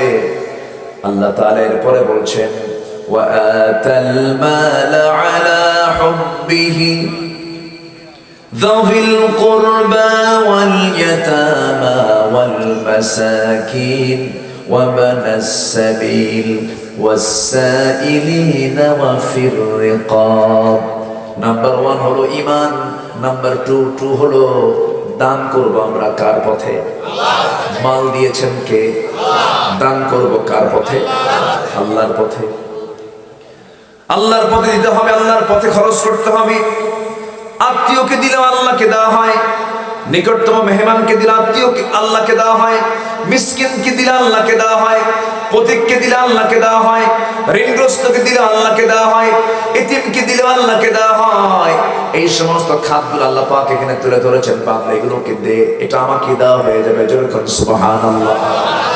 এতিমকে তো দেওয়া দূরের কথা, আপন চাচা এতিমের সম্পদ মেরে খায়, আছে না নাই বলেন? কুমিল্লাতে নাই মনে হয়। চাচা ভাই আগে মারা গেছে, ভাতিজা বেঁচে আছে। চাচা ভাতিজার সম্পত্তি তো সমান ভাগই ভাগ করে দিয়েছে, কিন্তু ভাগটা নিয়েছে একটু উল্টা করে। নিমসারে হাই রোডের পাশের জায়গা আর এখানকার জায়গার দাম কি একরকম হবে নাকি? হবে না। চাচা করছে কি, নিমসারের মোড়ের, চৌরাস্তার মোড়ের, হাইওয়ের সংলগ্ন দামি 10 শতাংশ জায়গা সে তার নিজের নামে নিয়া ভাতিজাকে দিয়েছে। মাঠের ভিতরে কম দামি জায়গা, 10 শতক মিলাইছে, কিন্তু দাম এখানে কম বেশি আছে। চাচা বেশি দামি নিছে, ভাতিজাকে কম দামি দিয়েছে। এই যে ঠকালে, এই ঠকানো হলো, ফলাফল হলো আপনার পেটের মধ্যে আপনি জাহান্নামের আগুন তুলে নিয়েছে। আছে না? আছে না নাই? শুধু নামাজ পড়লেই হবে না, শুধু রোজা রাখলেই হবে না, বান্দার হক আদায় করতে হবে। ওয়া'বুদুল্লাহা ওয়া লা তুশরিকু বিহি শাইআন ওয়া বিল ওয়ালিদাইনি ইহসানান ওয়া বিযিল কুরবা ওয়াল ইয়াতামা ওয়াল মাসাকিন। জোরে বলুন আল্লাহু আকবার। আল্লাহর হক আদায় করো, পিতামাতার হক আদায় করো, আত্মীয়ের হক আদায় করো, এতিমদের হক আদায় করো। কার কথা? আল্লাহর কথা। বোনের সম্পত্তি মেরে খাওয়া ভাই মনে হয় কুমিল্লায় নাই। মেয়ের সম্পত্তি মেয়েকে না দিয়া ছেলেকে লিখে দেয় এমন হারামজাদা কিছু আছে না নাই?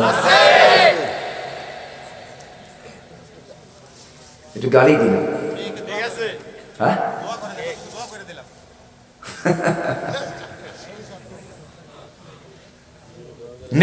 নিজের সন্তান নিজের মেয়ে বিয়ে দিয়েছে, 3টা মেয়েকে। ছেলের সবগুলোকে সব সম্পত্তি লিখে দিয়া মেয়েদের কাছে গিয়ে বলে, মা তোমরা আমারে মাফ করে দাও, সব সম্পত্তি আমি আমার ছেলেকে রেজিস্টার অফিসে লিখে দিছি। ওটা কি বাপ না ডাকাত? এরকম ডাকাত বাপ আছে না? ভাবতেছেন আপনি হজে যায় সব গুনাহ মাফ করে নিয়ে আসবেন, হবে না। হজ করে লাভ হবে না, আপনি মেয়ের হক নষ্ট করেছেন। লিযযাকারি মিসলু হাযযিল উনসায়াইন, আল্লাহ তাআলা মেয়ের অংশ আগে ভাগ করে দিয়েছেন, মেয়েটাকে দিয়ে দাও, ছেলে পাবে 2 ভাগে, মেয়ে পাবে 1 বিঘা। সব মিলমাল করে দাও। কোন তিলকা হুদুদুল্লাহ, এগুলো হচ্ছে আল্লাহর সীমা। আল্লাহর সীমা নষ্ট করে ভঙ্গ করতে পারবা না। আল্লাহর হুদুদকে নষ্ট করে ফেলবা, তোমার জান্নাত বাজেয়াপ্ত হয়ে যাবে। মিরাজকে তুমি কখনো লন্ডভন্ড করতে পারবা না। অনেক ভাই আছি বোনের সম্পত্তি বুঝে দেয় না। বাপ মারা গেছে, 1 যুগ হয়ে গেছে, 12 বছর, ধানি জমিগুলো ভাইরা চাষ করে খায়। বোনকে ধানি জমিগুলো বুঝায় না দিয়া একটু বুঝ দেওয়ার জন্য বছরে 2-3 বার করে দাওয়াত দেয়, আছে না নাই? বোন তুমি আসো আমাদের বাড়িতে, একটু পিঠা টিঠা খাওয়ায়, ঈদ পার্বণে দাওয়াত দেয়, কুরবানিতে দাওয়াত দেয়। বোনরা সেই ভাইকে লজ্জায় কিছু বলতে পারে না। আবার মাঝে মাঝে ওই যে 2-3 বার নিয়ে আসে, মাঝে মাঝে আবার ভাইরা বোনদের কাছে ওয়াজ করে, বোন শোনো, অংশ নিলে কিন্তু ধ্বংস হয়। দেখছেন কি তফসিল করতেছে, আছে না? অংশ নিলে ধ্বংস। এগুলো ফাঁকিবাজি করলে জান্নাত বাজেয়াপ্ত হয়ে যাবে। এই যে 1 যুগ ধরে আপনি ওই যে আপনার বোনের সম্পত্তির উপর আপনি যে ধান লাগালেন, ধান যে খেলেন, এটা হালাল হলো না হারাম হলো? আসতে কয় কেন? হালাল না হারাম? ন্যায় না অন্যায়? অন্যায় এগুলো করা যাবে না। আল্লাহ তাআলা এখানে মাল খরচের ব্যাপারে বলেছেন, হকের ব্যাপারে কথা বলেছেন। আবার 3 নম্বরে এসে বলছেন, বান্দা এখন আমার হকের দিকে তাকাবি, তুই এক্সট্রা করে আমি তোকে একটা অর্ডার দিয়ে দিলাম, নামাজ কায়েমের তুই সংগ্রাম করবি। কি কায়েমের সংগ্রাম করবি? নামাজ কায়েম। নামাজ তোকে কায়েম করতে হবে, দিন কায়েম করতে হবে, নামাজ কায়েমের সংগ্রাম করবি তুই। কারণ নামাজ কায়েম হয়ে গেলে সমাজে সুদ থাকবে না, জেনা থাকবে না, মদের বোতল থাকবে না, খুন থাকবে না, ধর্ষণ থাকবে না, চাঁদাবাজি থাকবে না, 2 নাম্বারই থাকবে না। আসেন দোয়া করে দিন। কেউ না বলে চলে যাচ্ছে, ওই যে 2-1 জন করে যাচ্ছে। আমার একটা নেচার কি জানেন? লোকজন উঠে গেলে আমার আলোচনা হেরে যায়। ট্রাফিক রোডে চলতে গিয়ে যদি কোনো ব্যক্তি যদি ট্রাফিক আইন ভঙ্গ করে, তখন পুলিশ কি করে? মামলা দেয়। মামলা দিয়ে এই যে আইন ভঙ্গ করেছে জরিমানা করে। তো মাহফিলের শৃঙ্খলা আছে না নেই বলুন? এখানে শৃঙ্খলা যদি কেউ ভঙ্গ করে, মামলা আছে না? এই ফেরেশতা আছে না নাই বলেন? ফাইন করবে না? বসেন না, আমিও তো যাবো, আপনিও যাবেন। কি আছে, 3টার দিকে খেলা দেখতে শুরু করেছে, 90 মিনিটও গোল হয় না। এরপরে কি করে? ও দেখছেন, তাহলে আরো 30 মিনিট বাড়ায়, এরপরেও গোল হয় না। তাও কিন্তু খেলা দেখা ছাড়ে না, ঠিক কি না? মাহফিল আসছি, যদি বুঝতাম যে এই মাহফিলে বসে থাকার বরকত কি, সারা বসে থাকতাম। আল্লাহু আকবার। এটা যে কি বরকত, এটা বুঝবো আমরা একদিন, যেদিন সামনে আল্লাহর মুখোমুখি হয়ে যাবে। একটু বসেন না, কি আছে? বসা আগে না ধৈর্য আগে? ধৈর্য আগে। ধৈর্য নিয়ে বসতে হয়, ধৈর্য নিয়ে বসতে হয়। একটু বসেন, কি আছে? কত সময় চলে যায়। এখানে তো আমরা কোরআনের আসন নিয়ে বসেছি, বলি আলহামদুলিল্লাহ। লোকজন যা এসেছেন আপনারা সব বাছাই বাছাই করা লোকজন, আমি তো টের পাই। উপচে পড়া মাহফিলে ভিড় হলে তখন ধানের সঙ্গে কিছু সিটা থাকে না, সব ধরনের লোক আসে। আর এখানে আজকে যারা আসছেন স্পেশালি তারা কোরআনের শ্রোতা, বলি আলহামদুলিল্লাহ। জি, নামাজ কায়েম। নামাজ কায়েম আর নামাজ আদায়, এটা কি এক কাজ? নামাজ আদায় হলো পার্সোনাল। নামাজ আদায় কি পার্সোনাল। আপনি আমেরিকায় যাবেন, জো বাইডেনকে বলবেন নামাজ পড়বো, মুসাল্লা দিয়ে দেবে। আপনি ইংল্যান্ডে যাবেন, ঋষি সোনাককে বলবেন, ঋষি সোনাক তোমার দেশে আসছে, নামাজ পড়বো, যায় নামাজ দিয়ে দেবে। নরেন্দ্র মোদীকে বলবেন, সেও যায় নামাজ দিয়ে দেবে। কেউ আপনাকে নামাজে বাধা দেবে না, মসজিদ বানায় দেবে। কিন্তু আপনি যদি বলেন নামাজ কায়েম করতে হবে, বলবে জঙ্গি। কি বলবে? নামাজ কায়েমের কথা বললেই বিপদ হয়ে যাবে। আমার নবীজি যখন নামাজ কায়েমের কথা বলেছেন, নবীর বিরুদ্ধে মামলা হয়ে গেছে, রাষ্ট্রদ্রোহিতার মামলা, রাসূলের বিরুদ্ধে গালিগালাজ শুরু হয়ে গেছে। রাষ্ট্রদ্রোহী, জাদুঘর, মিথ্যু প্রতারক, নতুন ধর্মের প্রবর্তনকারী, বাপদাদার ধর্মের চুনকালি মারা লোক, এরকম করে নবীর বিরুদ্ধে অনেক গালিগালাজ শুরু হয়ে গেল। শেষ পর্যন্ত রাসূল টিকতেই পারলেন না, মক্কা ছেড়ে মদিনায় চলে এলেন। মদিনাতে এসে রাসূল সেখানে শান্তিতে থাকতে পারলেন না। মদিনার সমস্ত ইহুদিদের যোগ সাজসে আমার নবী মদিনার ক্ষুদ্র রাষ্ট্র, ক্ষুদ্র ইসলামী রাষ্ট্রকে উৎখাত করার জন্য ষড়যন্ত্র করা হলো। বদর যুদ্ধের ডাক চলে এলো, উহুদ যুদ্ধের ডাক চলে এলো, খন্দক যুদ্ধের ডাক চলে এলো। মুসলমান সাহাবীরা তারা কি বসেছিলেন না জিহাদে গেছেন? তারা কি নামাজ শুধু আদায় করেছেন না নামাজ কায়েমের সংগ্রাম করেছেন? নামাজ কায়েমের সংগ্রাম করেছেন। আপনি নামাজ পড়বেন, নামাজ কায়েমের সংগ্রামের চিন্তা করবেন না, আপনার মধ্যে মুনাফিকি আছে। কি আছে? মুনাফিকি আছে। কারণ মুনাফিকরা নামাজ পড়তে পারে কিন্তু নামাজ কায়েম করতে পারে না। মুনাফিকরা নবীর পিছনে নামাজ পড়েছে কিন্তু উহুদের দিন যায় নাই তারা যুদ্ধের ময়দানে। নবীজি উহুদের ময়দানে রওনা করেছেন। আহারে, বিশেষ করে উহুদের কথা শুনলে, উহুদের চিত্রটা মনে হলে বুকটা ফেটে যায়। হা, বিশ্বের সেরা মানুষ যাকে আল্লাহ তাআলা আরশ আজিমের মেহমান বানিয়েছেন, কি দামি মানুষ তিনি! আল্লাহ তাআলা তাকে দান দিয়েছেন, কত সম্মান দিয়েছেন, কত কত মর্যাদা আল্লাহ তাআলা তাকে দান করেছেন। আমার নবীজি নামাজ পড়েন, শুধু মনে মনে চিন্তা করে, হারে আমার যদি কেবলা যদি বাইতুল মুকাদ্দাস না হয়, যদি বাইতুল হারাম হতো কত না ভালো হতো। নামাজের মধ্যে মনে মনে চাচ্ছে। আল্লাহ বলছেন, আমার হাবিব আপনার মনের চাওয়াটা আমি সঙ্গে সঙ্গে কবুল করে নিয়েছি। ফাওয়াল্লি ওয়াজহাকা শাতরাল মাসজিদিল হারাম।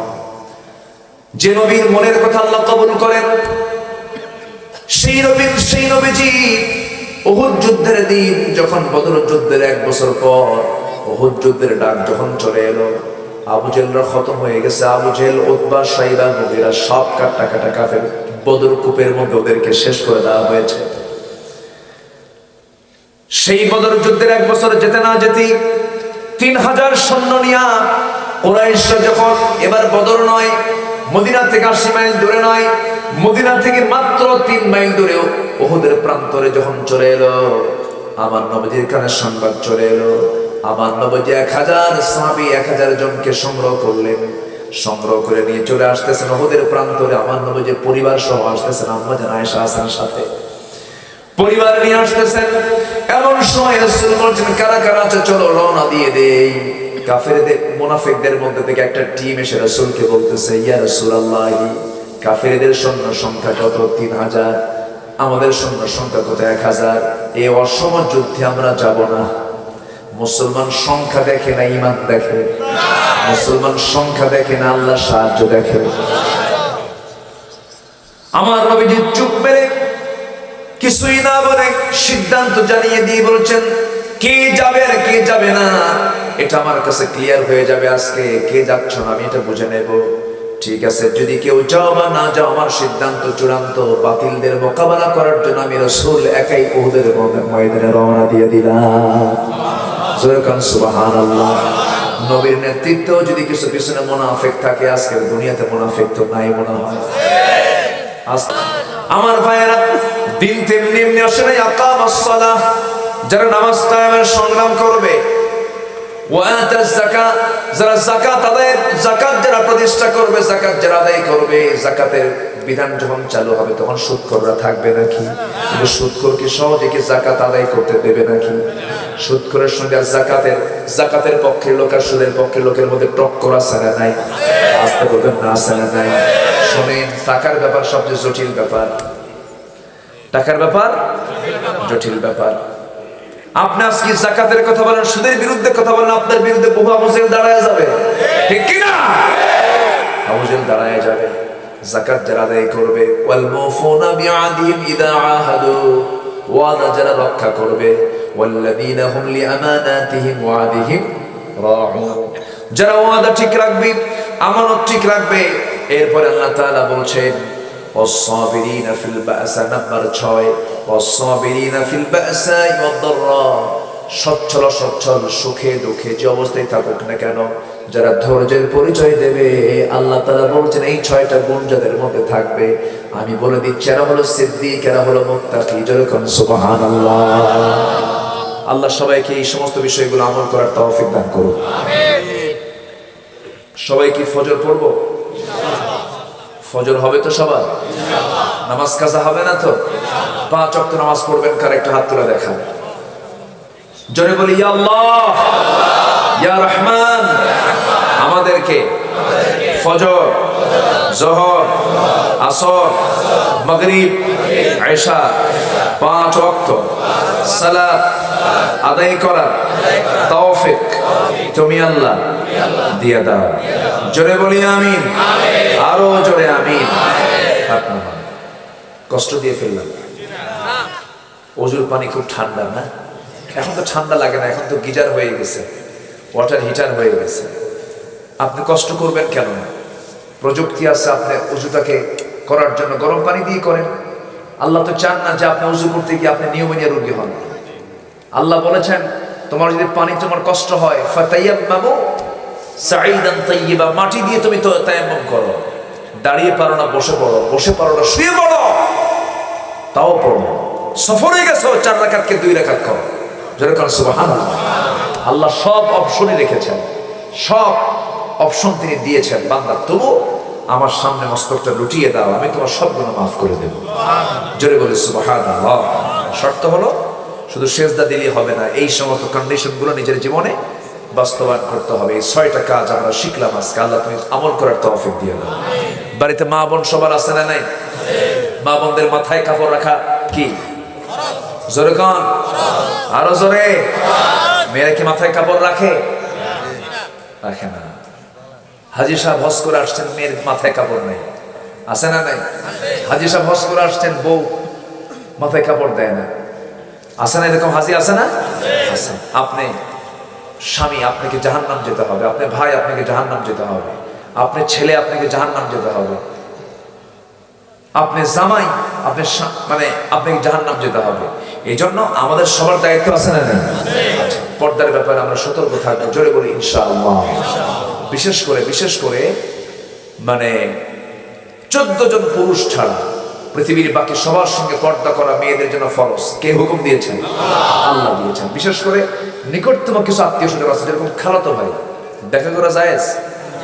আসতে কয় জায়েজ আছে?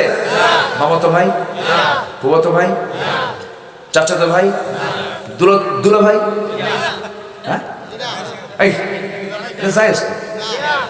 জায়েজ আছে? কিন্তু এটা কি মনে হয় আজকে সমাজ দেখে? দুলা ভাইয়ের হোন্ডায় শালিকা চড়ে, এরকম আছে কি এলাকা? তাহলে আবার কেমন কি হলো? শালিকা এলাকায় কি বলে? না হালি? হালি, আচ্ছা হালি, ওই হালি আর শালি এক জায়গায়। ও আচ্ছা, ঠিক আছে। তো দুলা ভাইয়ের হোন্ডায় কি শালির চড়া জায়েজ? বলেন জায়েজ কি? জায়েজ। এগুলো হচ্ছে নিকটতম আত্মীয়, এদের সঙ্গে পর্দা করা বেশি জরুরি। আরো দেবর, জায়েজ দেখা করা? ভাবির সাথে দেবরকে দেখা করতে পারবে? আল হামু আল মাউত, দেবর হলো মৃত্যু তুল্য। রাসূল বলেছেন দেবর হলো কি? মৃত্যু। এটা আরো ডেঞ্জারাস, এটা আরো কি ডেঞ্জারাস। এগুলোকে পর্দা আর সর্বোচ্চ সতর্ক হয়ে এই ক্ষেত্রে পর্দাগুলো করা উচিত। অনেক সংসার ভাঙবে এগুলোর কারণে, আছে না নাই? দুলা ভাই কয় শালি আমার, তুমি একটাই শালি আমার, হোন্ডায় চল। শালি এখন মনে মনে চিন্তা করে আমার দুলা ভাই মানুষ কইছে, আমি না চললে কেমন হয়? হোন্ডায় চড়ছে, একটু লজ্জা টজ্জা নিয়া মাঝখানে গ্যাপ ট্যাপ রাখছে যে গায়ের সঙ্গে গা লাগলে কেমন হয়। হোন্ডায় চড়ে যখন রওনা দিয়েছে, হোন্ডার সামনে যে এমন ব্রেক মারছে, এক ব্রেকে গ্যাপ পূরণ। আছে না এরকম? তো আপনি গ্যাপ পূরণ করতে দিবেন কেন? সর্বোচ্চ সতর্ক থাকতে হবে। আমার মা আপনার সতীত্বের হেফাজত করবেন, আল্লাহ আপনার জন্য জান্নাত খুলে রাখবেন। আল্লাহ তুমি আমার এলাকার মাদেরকে পর্দায় থাকার তৌফিক দিয়ে দাও। অনেক কথা হলো, যা হলো বলি আলহামদুলিল্লাহ। আজকে কি যে ওয়াজ করলাম জানি না, কিন্তু ঘামি নাই। ওয়াজ হয়েছে কিন্তু ঘামটাম নাই, এত ঠান্ডা, তাই না? সাধারণত কথা বললে কিন্তু ঘেমে যায়, কিন্তু আজকে কোনো ঘামটাম নাই, মানে প্রচুর ঠান্ডার এটা একটা লক্ষণ। ঠান্ডা পড়েছে অনেক, অনেকের চেহারা আমি দেখতেই পাচ্ছি না, মুখ টুক ঢেকে ঢুকে বসে আছে, সবাই পর্দার মধ্যে আছেন ঠান্ডার কারণে। তো যাই হোক, আমি সবার কাছে দোয়া চাই, সবাইকে আমার জন্য দোয়া করবেন, যে আমিও দোয়া করি সবার জন্য। এখন আমরা দোয়ার দিকে যাব। আমরা চাইবো কার কাছে? আল্লাহর কাছে। এই মাহফিলটা 10 বছর যাবত চলে। এই যে ময়নাল শিক্ষক, বুইস্তু মুআল্লিমান, রাসূল বলেছেন আমি পৃথিবীতে এসেছি শিক্ষক হয়ে। যারা শিক্ষক তারা হচ্ছে নবীর খাস উম্মত। আলহামদুলিল্লাহ, বুইস্তু মুআল্লিমান, পৃথিবীর শ্রেষ্ঠ পেশা হলো শিক্ষকতা। শ্রেষ্ঠ পেশা কি বলেন? শিক্ষকতা। রাসূল কি ছিলেন? শিক্ষক ছিলেন। বুইস্তু মুআল্লিমান, ময়নাল শিক্ষক। আমার 3-4 বছর হলে ফোন দেয় এই মাহফিলটার জন্য, আমি আসতে পারি না। এবছর আসছি, খুশি হয়েছেন তো আপনারা? ময়নাল আজকে মনে হয় হার্ট স্ট্রোক করতে। আমি জামে পড়ছি, ভুলতা থেকে ঢাকার জামকে এড়িয়ে নেওয়ার জন্য, ঢাকার জামটাকে সাইড করে আসার জন্য আমি নারায়ণগঞ্জ ভুলতা হয়ে মদনপুর হয়ে উঠব, কিন্তু যা চাইছিলাম তা হয় না। জাম এইদিকে বেশি লাগছে, এমন জাম লাগছে, ভাবলাম আল্লাহ আয়াতুল কুরসি পড়তেছে বারবার, এদিকে ময়নাল কে হুজুর আমার তো হার্ট নেই। কি কথা বলছেন? বিশাল টেনশন। আল্লাহ তুমি ময়নুল ভাইয়ের একটা সন্তান আছে, সন্তানকে বড় আলেম বানাও। অনেকে দোয়া চেয়েছেন, সবার নাম তো আমার জানা নাই। প্রবাসী ভাইরা এই মাহফিলটার জন্য প্রচুর তারা অর্থ সহযোগিতা করেন, তারা তো শ্রম দিতে পারেন না। প্রবাসী ভাইদের এই দানকে তুমি আল্লাহ কবুল করো। যুব সমাজ অনেক কষ্ট করে আয়োজনটা করেছেন, আল্লাহ তুমি তাদের এই খেদমতকে মঞ্জুর করো। এরপরে মৃত মুরব্বী আশেপাশে কবরস্থানে শুয়ে আছেন, আল্লাহ তুমি তাদের কবরের সকল আযাবকে মাফ করে দাও। মাহফিল অনেকে সহযোগিতা করেছেন, সবার সহযোগিতাকে তুমি আল্লাহ কবুল করো। মাদ্রাসা এখানে আছে, মাদ্রাসার যারা জায়গা দিয়েছেন আল্লাহ তুমি তাদেরকে জান্নাতে জায়গা করে দাও। সবাই নামাজের মতো করে বসে সবাই বলি সুবহানাকাল্লাহুম্মা ওয়া বিহামদিকা আশহাদু আল্লা ইলাহা ইল্লা আনতা আস্তাগফিরুকা ওয়া আতুবু ইলাইকা। চিৎকার মেরে বলি ইয়া আল্লাহ, আমার জীবনে সাগীরা কবীরা, ছোট বড় সব গুনাহ তুমি আল্লাহ মাফ করে দাও। জোরে বলুন ইয়া রাব্বাল আলামিন। আপনি দোয়া করেন। না না, সব আমি করব, আমি সব দোয়া করব। তাহলে আপনারা আমিন আমিন বলবেন না? জি ইনশাআল্লাহ। আমরা চাইবো কার কাছে বলেন? আমরা আল্লাহর কাছে বলবো, আল্লাহ যেন আমাদের জিন্দেগীর সকল গুনাহগুলোকে মাফ করে দেন। চাইবো কার কাছে? আল্লাহর কাছে। আমার আল্লাহ যেন আমাদেরকে মাফ করে দেন, আমাদের নেক মাকসুদকে মঞ্জুর করেন। যুবকদেরকে আমি 3টা আমল করতে বলছি, কিন্তু যুবকরা ভুলে গেছে। একটা আমল কি বলেছিলাম? এটা তো মনেই আছে, আর বাকি 2টা শুনবা। ওটাতে 1 নম্বর কইছি আমি। নাম্বার 2 হলো পিতা মাতার সেবা করতে হবে। অনেক আলোচনা ছিল, আমি পারলাম না, অনেক রাত হয়ে গেছে। পিতা মাতার হক আদায় করতে হবে। পিতা মাতার যত সেবা করবা তোমার রিজিক তত বাড়তে থাকবে।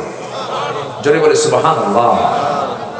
যখন দেখবে তোমার অভাব, মায়ের 2 পা শক্ত করে ধরে বলবা মা, এমন দোয়া দিবা যেন আমার সব ফায়সালা হয়ে যায়, কবুল হবে, কবুল হবে। হুজুরের কাছে আপনি যাবেন, কিছু হাদিয়া তোহফা দিবেন, দেখবেন যে তার আগে আরেকজন মোটা দানের হাদিয়া দিয়ে গেছে, ও কাম হবে না। 50-50। আর আম্মাকে কিছুই দেওয়া লাগবে না, আম্মাকে শুধু একটা আপেল দিবেন অথবা একটা বেদেনা সুন্দর করে ভেঙে মুখে খাওয়াই দিয়ে বলবেন মা দোয়া কর। এখনই দোয়া করতে আমার জন্য, আল্লাহ কবুল করে নেবেন। আল্লাহু আকবার। দোয়া কবুলের ভান্ডার তারা। দাওয়াতুল মাজলুম, দাওয়াতুল মুসাফির, মুসাফিরের দোয়া, মাজলুমের দোয়া, পিতামাতার দোয়া, বন্দুকের গুলি মিস হয়, দোয়া মিস হয় না। জোরে বলে সুবহানাল্লাহ। নাম্বার 3 কি? নাম্বার 3 হচ্ছে কাউকে ভয় করা যাবে না। কাকে ভয় করতে হবে? মোবাইল দেখতে নিয়েও কাকে ভয়? কোনো মেয়ের দিকে তাকাতে নিয়ে কাকে ভয়? হারামের দিকে যেতে কাকে ভয়? আল্লাহকে ভয়। আল্লাহকে ভয় করে চললে সব ঠিক। এই তিনটা আমল যদি কেউ করে তার রিজিকের ফয়সালা আমার আল্লাহ করে দিবেন। আসুন আমরা আল্লাহর কাছে যাবো, আল্লাহর কাছে মাফ চাবো। আল্লাহুম্মা রব্বানা যালামনা আনফুসানা ওয়া ইল্লাম তাগফির লানা ওয়া তারহামনা লানাকুনান্না মিনাল খাসিরিন। রব্বানা লা তুযিগ কুলুবানা বা'দা ইয হাদাইতানা ওয়া হাব লানা মিন লাদুনকা রাহমাতান ইন্নাকা আনতাল ওয়াহ্হাব। গভীর রাত, নিঝুম রাত, জীবাণু রাত্রিতে, চাঁদনি রাতে হাজারো মুসলমান নরনারীকে নিয়ে প্রচন্ড শীতের ভিতরে, শিশির ভেজা রাত্রিতে, কুয়াশাচ্ছন্ন রাত্রিতে তোমার বান্দাগুলোকে নিয়ে তোমার কালামের একটা আয়াতকে সামনে রেখে কিছু কথা বলার চেষ্টা করেছি। গুনার বোঝা মাথায় নিয়ে কাঙ্গাল ভিখারির মতো দুটো হাত পেতে আছি। আল্লাহ, গুনার দিকে নজর দিও না, বান্দা মনে করে তামাম জীবনের সমস্ত গুনাহগুলোকে মাফ করে দাও। জনম দুঃখিনী মা, জনম দুঃখী বাপ জানজারে চলে গেলেন, জিন্দেগির গুনাহগুলো মাফ করে দাও, কবরগুলোকে জান্নাতের টুকরা বানায়া দাও। আল্লাহ তাআলা আব্বা আম্মার জন্য কি দোয়া তুমি স্পেশালি শিখিয়ে দিয়েছো। চক্ষুটা বন্ধ করুন, হাত একটু উঁচু করুন।